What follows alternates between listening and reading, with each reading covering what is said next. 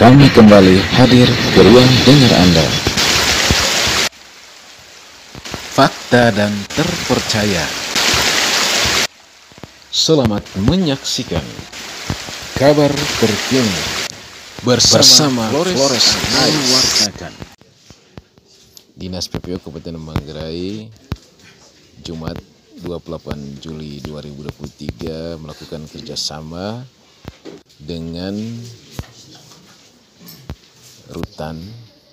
Ruteng dalam rangka menyekolahkan para tahanan di rutan itu.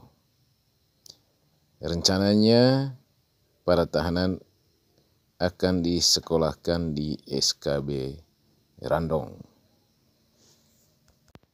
Penandatanganan kerjasama itu dilakukan oleh Kepala Dinas Pak Frans Gero bersama Kepala Rutan Klaus 2B Ruteng Heri Sutriyadi. Dilakukan di Rutan Ruteng, Kabupaten Manggarai, Flores, Nusa Tenggara Timur. Soal ruangan belajar dari para tahanan itu akan menggunakan ruangan pertemuan di Rutan Kelas 2B Ruteng sebagai pengganti dari sekolah SKB Randong di Dalo Kecamatan Ruteng, Flores.